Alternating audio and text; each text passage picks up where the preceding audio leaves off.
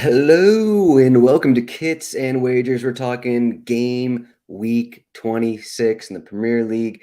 I'm Adam Zdroik, joined by Chris Owen, who has hit 4 straight of his best bets. But before we get to those best bets, you told me you had a special kit today. I'm trying to look at it. What do we got? Yeah, this one I actually just came in the mail this week. I kind of been waiting on it. It is the Ballard FC. They're USL League Two in the Northwest Division team. But anyways, it's my neighborhood in Seattle. It's their inaugural season, and they put out a pretty sharp kit. Some brand I've never heard of in our era. But that, and then it's got one of my favorite breweries on the as a kit sponsor, Rubens Brews. In Rubens. Wait, do yeah, they just sell Rubens there? Or? I mostly just food trucks, but the beer is fantastic. Um, the You gotta have Rubens at a place called Rubens. Come like on. I guess maybe, but anyways, yeah. So I pre-ordered this back in December when I saw it was going to be their inaugural season. They play in a 1,000-seat stadium. I'm interested to see how many people go to it, but just thought it was cool. One of those jerseys not many other people are going to have.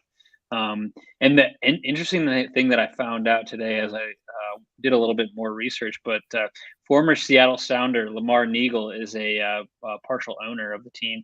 So kind of cool, but yeah, one of those kits you're not going to see probably anywhere else. And yeah, I had to pre-order this sucker, so I'm kind of stoked to get it out and get it out into the world. To be clear, they're not named after Michael Ballard, right? No, Okay. I don't know. Just an old neighborhood in Seattle. All right. Yeah, not to get too far off topic, but I just got a shipment from Pike Place Fish Market based out of Seattle. I just got some we got some big cooking plans this weekend with some salt cod, Whoa. tuna, crab cakes, celebrating our second anniversary. So we're gonna grill up some. Well, not grill. We're just gonna cook up some Spanish food. So we got that from Seattle though. So shouts to Seattle on this Wow. podcast. Nice, dude. And you can't go wrong with the fish shipment out of this neck of the woods. So yeah, well, congrats on 2 years, and I'm sure you guys will enjoy it and throw down on some fish. Yeah, it'll be a seafood heavy weekend, I'll say. But as for Nice. my kit, I'm going Champions League. Ajax have not played yet. We got Zigo here.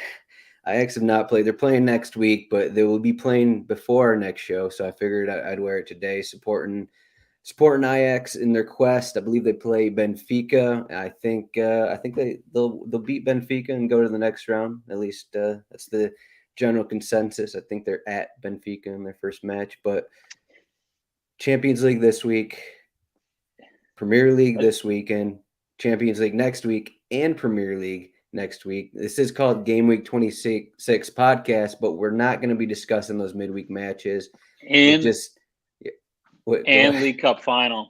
League Can't Cup forget about final. that. League Cup final, that'll be. We might Uh, have to throw in a little side bet in one of our podcasts or something. I think that's what, the Because 27th. Yeah, 10 days from now. yeah, 10 days. So, It'll but be you got the three little birds kit on, right?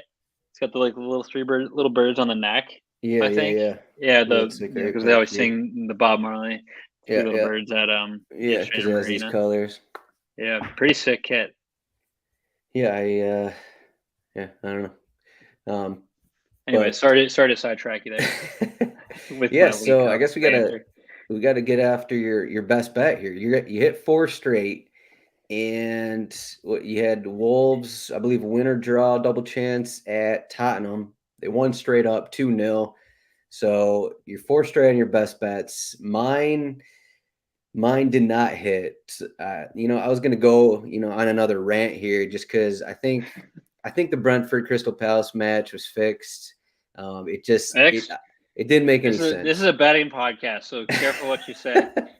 it it didn't make any sense. I gave my reasonings. I said this was either a trap or the odds are wrong. And I had that game, I watched the majority of that match, and nothing even happened. Crystal Palace, who have been super attack heavy under Vieira this season, it didn't even look like they wanted to score. They barely had any chances. Brentford had maybe a couple in the first half, but they didn't put any away, and it ended scoreless. I took the over, and I don't know. It was just compared with how those teams are playing, and then all of a sudden to go scoreless, it just did not make any sense. So I'm saying something fishy happened where one of the owners, both the owners, like agreed to take the under, and something happened there. But That's a really big shout, Adam. And maybe we talk to the authorities and see if they can investigate this a little bit more. But nothing further on the topic, honestly. Yeah, that's all right. We'll get into game week 26 here. So we got a massive Saturday slate. Let me pull it up if you're watching on youtube.com. I got the rotowire.com betting page up. Also, if you're whether you're listening through podcast or on YouTube, I'm going to start putting up the timestamps for basically every match we talk about. So we're going to talk about, the first matchup, West Ham against Newcastle. I'll put its timestamp up for that. You can just click on it, or I guess you can, if you don't, that's if you don't want to listen to our kit talk. Sorry. But if you're listening to this podcast after, that match happens, for some reason, you can just click on the next match we talk about, click on the next match we talk about. So it'll be a little easier because I know we talk about matches throughout the weekend. So I think it, helps, in case you missed the podcast for some reason and we talk about a Sunday match, you can still, get a few tidbits from us. But that first match opens the weekend. They're the early match. West Ham are home against Newcastle. We got -150 to win. Draw is +300. Newcastle to win is +400. Over 2.5 goals, -130. Under 2.5 goals, +105. Kurt Zuma should be back. He had some kind of illness. I assume someone tried to poison his food after all that's going down with him, but he should be back. And the main thing is Kieran Trippier, who has been arguably one of Newcastle's best players since joining him. He's out for the majority of the season now, so this is their first match without him. And I think that may be a pretty relevant thing here as we talk about this match. What are your first impressions, though? Yeah, that's tough. Tough purchase for Newcastle as far as Trippier goes. I mean, just comes in. He scored twice, I believe, since joining Newcastle, and then he scored that ridiculous free kick. That was fun to watch. But yeah, this is an interesting game. Newcastle, of course, playing well in the Premier League. They're unbeaten in their past 6 matches. They've won 3 straight. West Ham, on the other hand, are sitting in that fifth place, and arguably they get a win here, and United falters again, or at all, and they could be up there in the top 4. So this is a pretty big game. And yeah, Newcastle has somehow clawed their way out of the bottom 3. So I'm intrigued. Biggest aspect here is that Newcastle is visiting West Ham, where West Ham's been pretty good. I think Newcastle has 1 win on the road this season, and so I'm a little bit weary of taking them. But their recent form, shows us that they can get the job done against pretty much whoever. So there's a couple interesting things here. The first one is. And I like looking at this for most games just because it gives you a little bit of variety. But you can get Newcastle double chance. That's tie or Newcastle for +1 at +125. So plus odds for a team that hasn't lost in six straight games. Might as well roll the dice on that one. But that's probably the most intriguing aspect of this game for me. But I'm a little weary of the trip to West Ham. Are we thinking goals or no goals? What do you think? That's a good question. I think Newcastle, as far as Newcastle goes, they haven't been. I mean, they scored 3 against Everton.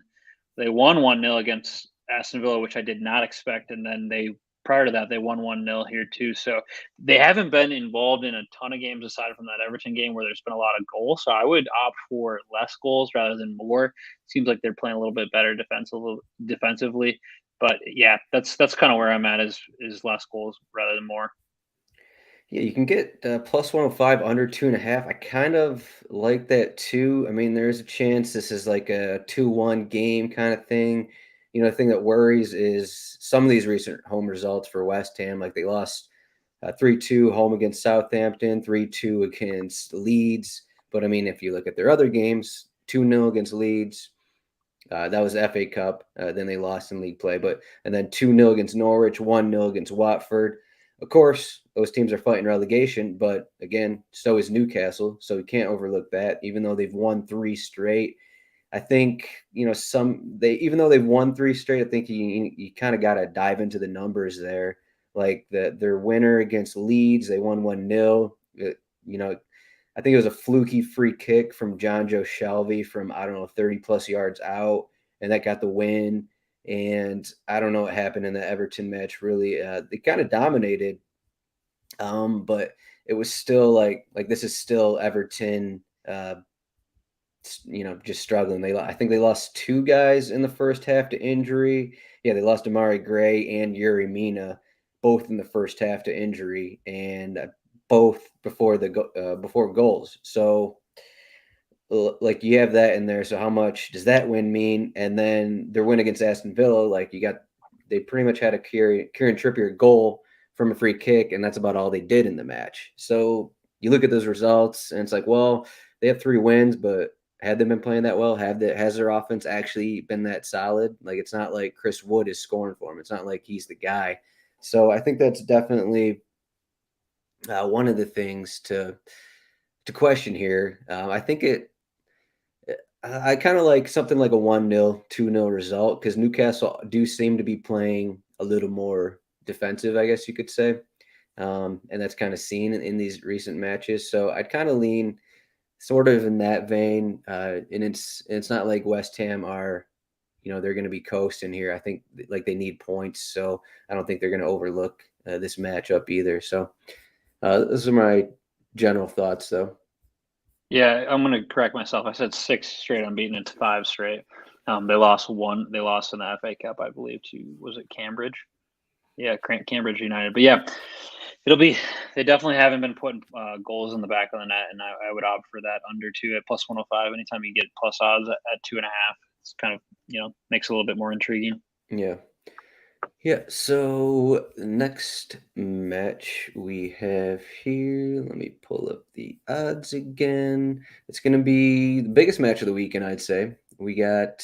It's the last match on Saturday. It's by itself after there's 6 matches at the same time on Saturday. So it's going to be a busy Saturday. This kind of is the schedule that it used to be for the Premier League, but ever since COVID, that's no longer the case, unfortunately. But it's back to the good old times, I guess you could say. But we have Manchester City home against Tottenham. They are minus 380 to win. Tottenham's plus 1100, and then you have the draw plus 500. You can get over 2.5 goals at minus 170, over 3.5 goals plus 150, under 2.5 goals plus 140. And for injuries, Manchester City are pretty much they got Grealish and Gabriel Jesus likely out again. And I think that's it. They're kind of starting most of their same guys here between Champions League and league play just because of the lack of those guys being out, really. But they still have Gundogan and Fernandinho who've gotten recent starts. But as for Tottenham, I think the big thing is in this match or just in general, they've given up multiple goals in all 3 of Eric Dyer's absences. He's currently questionable for this match, and I'm not sure if he's going to be back. Tottenham have their press conference Friday. I'm just going to read here what Conte said last week. It's a little muscular problem in his thigh. It's not serious, but it's in the same place as the last time, so they have to be patient. So he said that a week ago. So there's a chance Dyer isn't ready again. And, last time we saw Tottenham, they lost 2-0 at home against Wolves. So do we think Tottenham have a chance here? What is that, plus 1100 I said to win? Yeah, that's a pretty massive number. I don't think they have a chance to win. They could maybe take a point from this, but the only reason that I think that is because Manchester City are coming off a short week, where they played Tuesday, but that's been the case for most of the season, so it's not like they're not used to it. Yeah, but, when Antonio Conte joined Tottenham, you kind of figure that they like shore up the back line. He's traditionally been a pretty good defensive coach, and that's not really been the case at all. As they've like shipped a ton of goals lately. Like 2 to Wolves last weekend, 3 to Southampton, 2 to Chelsea, and then it's like they're giving up a goal every game, and they're not playing like attacking wise, they haven't been, like scoring more than 2 goals either. So I just expected more. Without Eric Dyer, I think City's just got way too much quality. The only interesting one that might be worth a shot here, as I mentioned it in the previous match, was that double chance. It's rare that you're going to see a Tottenham side at plus 310 for double chance. They are going to be playing on the road, but plus 310 on the double chance is intriguing if you want to, throw a minor bet down and try to get away with that. That way, if they do get the draw, then at least you come around with a decent little bit of change there. Yeah, given these defensive struggles, like, are you thinking Man City just dominate this? I don't really think that's kind of the way this match is going to go. It really normally isn't, just in terms of, when you get most of these top teams playing against each other, maybe not the like Man City Liverpool matches, but a lot of these matches against top teams seem to be defensive. Just looking at previous results between these teams, the home team has won and kept a clean sheet in the last 5. It's been 1-0, 1-0, 3-0, 2-0, 2-0. Just given those results, should we just take the under here? Like under 2.5 goals is plus 140, or you think that 3-0 result or even a 2-1 result is sitting there? Yeah, I think like I got to look up the odds for this, but I think like a win to nil would be a reasonable bet, just given the fact of what we're seeing in their last results with what are the 2 4 6 It's games where about it's been pretty much a goal or 2 goals to nil, where the away team gets shut out. So I would definitely consider that. Yeah, that's one of the bets I highlighted in my article at rotowire.com. I published that earlier on Thursday, so if you want to check that out after listening to this show. But yeah, it's about plus 100 Man City to win a clean sheet. Like the only chance, or you got to think, the only chance that doesn't hit is, if Harry Kane or Son or, something get the counterattack goal and come through late or something. But it just seems like, the way Man City are playing, like we mentioned Champions League, but they're pretty deep. It's not like just these guys aren't going to be ready here, like It's not Gundogan like they're pulling like somebody out of the youth academy yeah, to yeah, throw. like They're pulling out like a player who costs like 35 million pounds. Um, so yeah, like I like was saying, it like shouldn't be that big of a Gundogan deal. Yeah. and Fernandinho didn't start. Kyle Walker was suspended midweek, so he's going to be back. Like they have guys. It's not it's not going to be a major issue, I think. And I think they're going to start all of their. It seems like they're going to start all of their attacking players, normal Yeah. attacking players, unless one of the youngsters gets a call. But in this matchup, I don't see Pep really doing that. So Yeah, like Mahrez will probably drop out of the starting 11 just because what he plays pretty much all their Champions League matches, and then kind of has been kind of coming off the bench a little bit in the Premier League. So that would be one key player that might.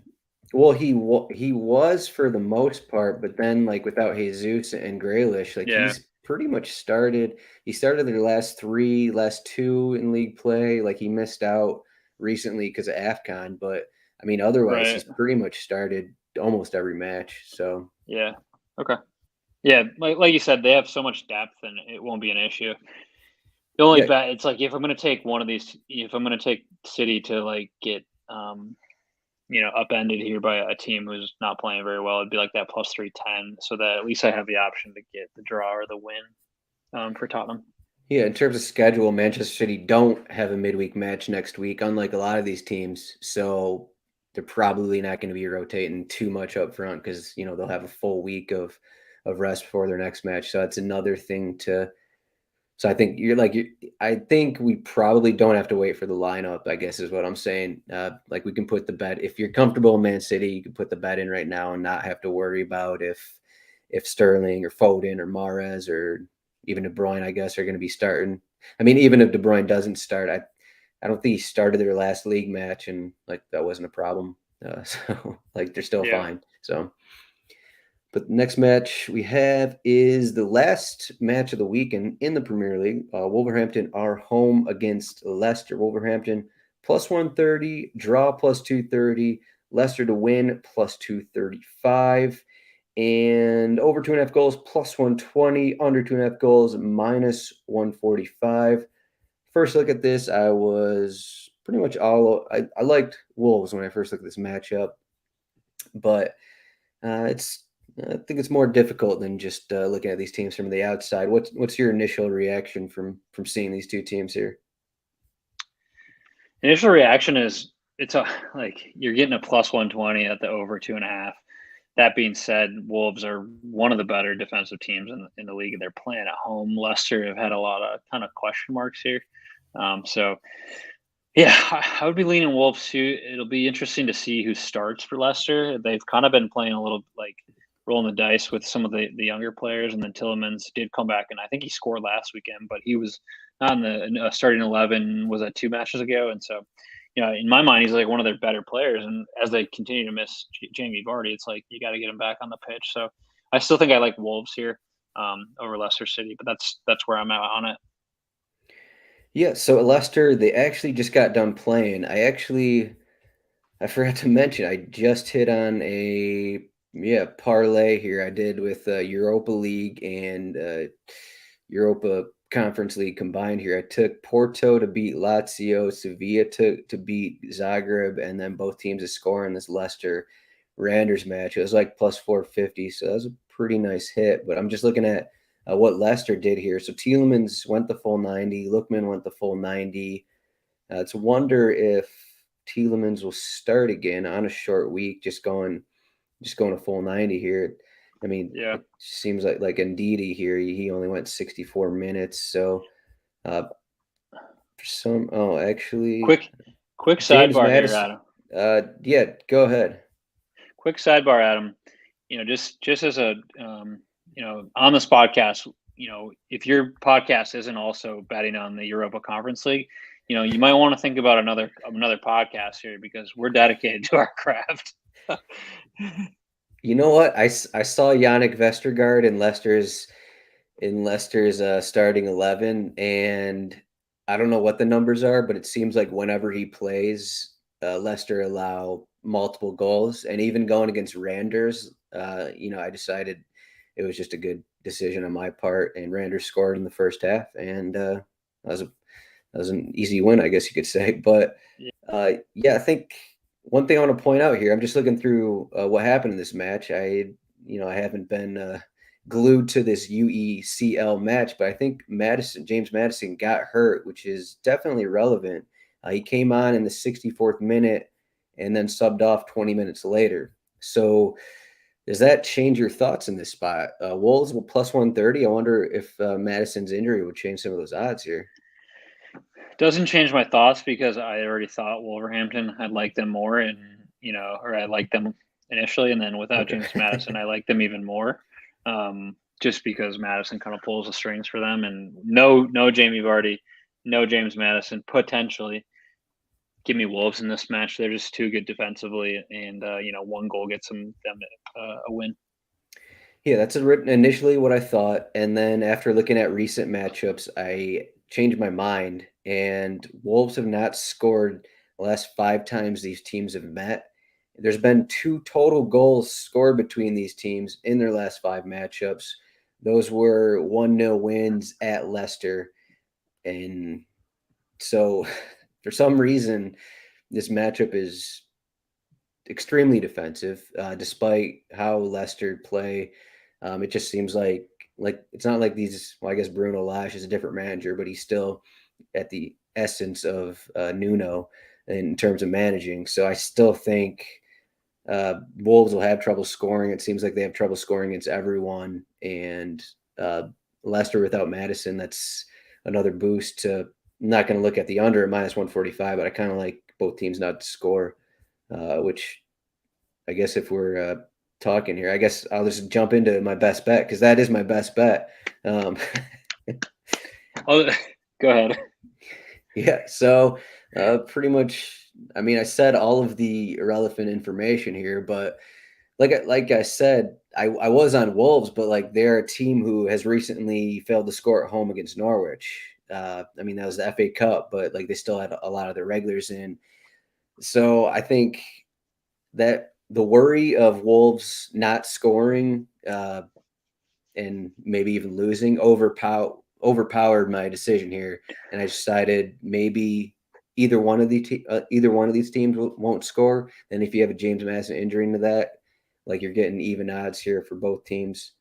No on both teams to score. It's -110. So if you just look at the prior matchups, also I guess I want to jump in and say I'm taking the opposite route that I had last week because last week I said screw the result, screw the prior scoreless result. I'm going with recent history and what is showed. So now I'm going with the prior results.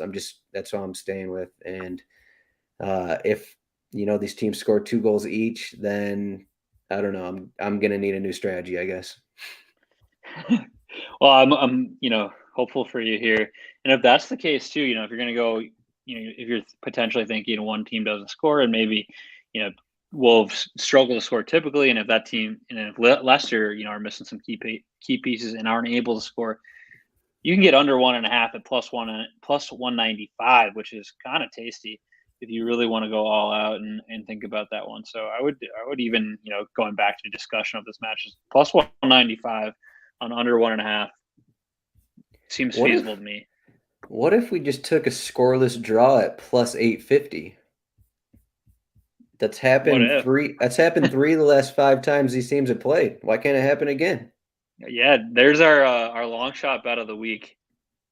Is that scoreless draw plus 850? You heard it here first. Let's go. I'm gonna sprinkle some dollars some on action. That one. Yeah. 4-4 game we get.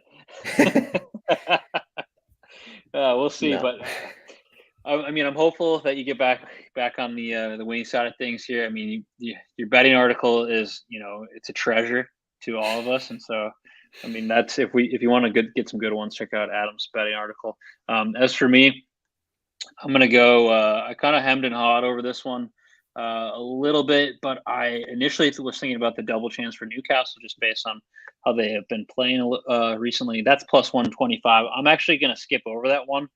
But that was my second tier bet for my best bet of the week, trying to make it 5 weeks in a row here, 5 podcasts in a row.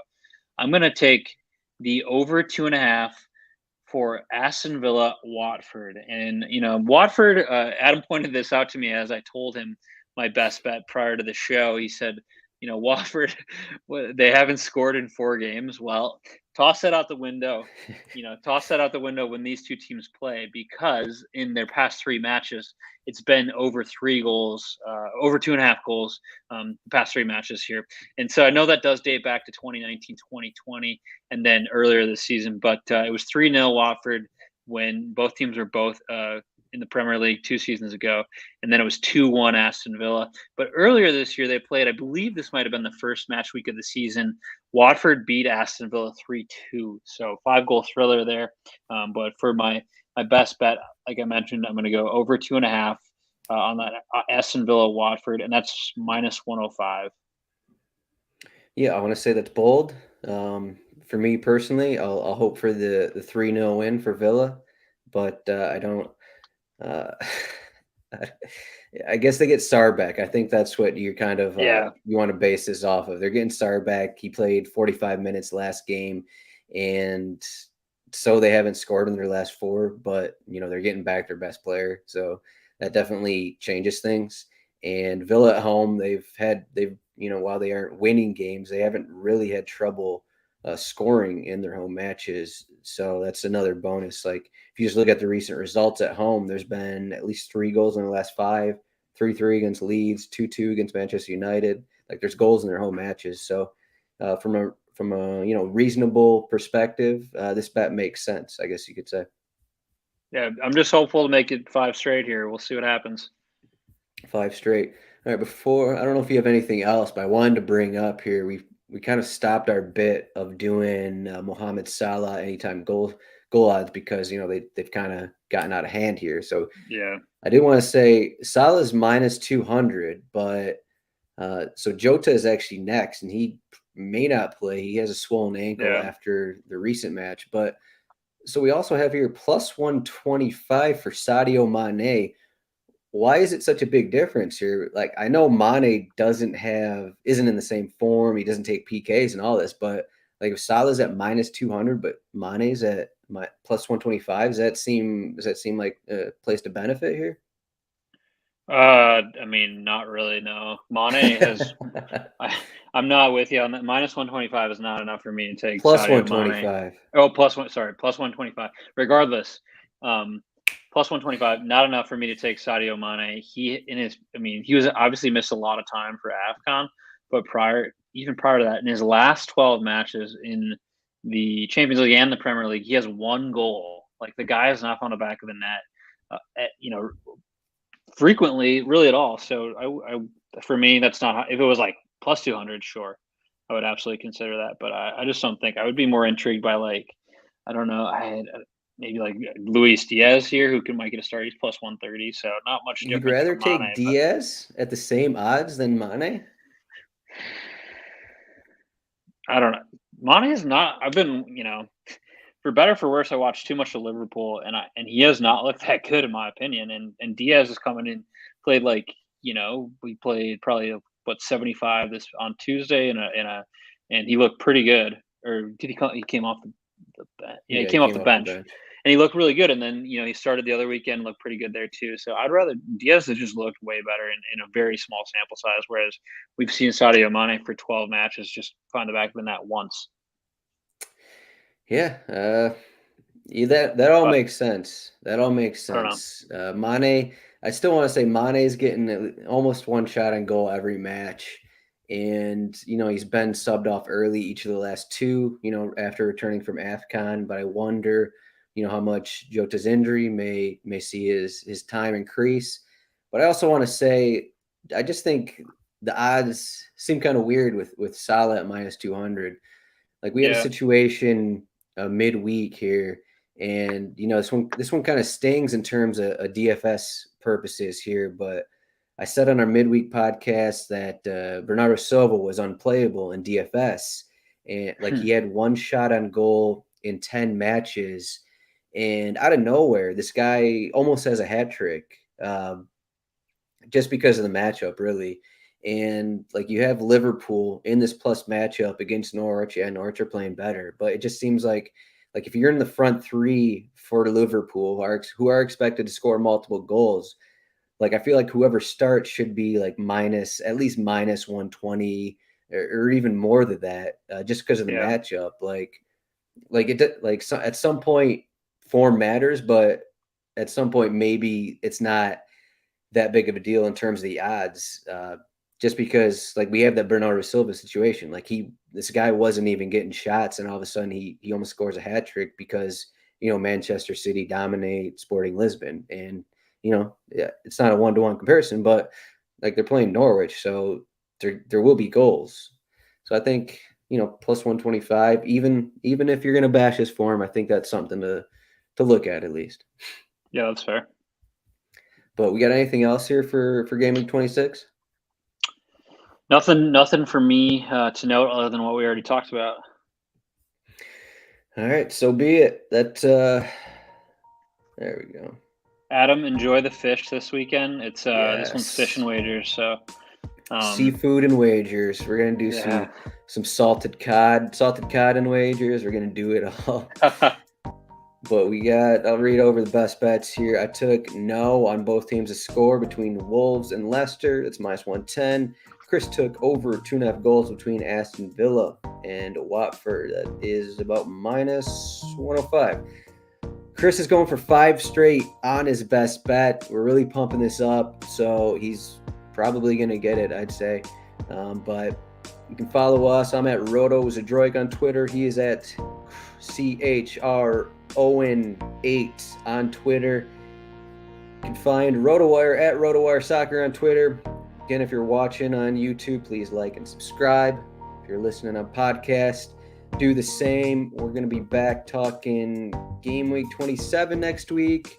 For midweek contact next week, we're gonna be posting some bets as well on the Twitter account. I'll probably be posting some bets.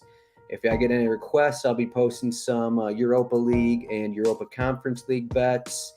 So get ready for that. But Chris, thanks for joining me in the middle of your workday. Shouts to Ballard FC and shouts to Ajax. Good luck to everyone in their bets. We'll see you next week. Thanks, Adam.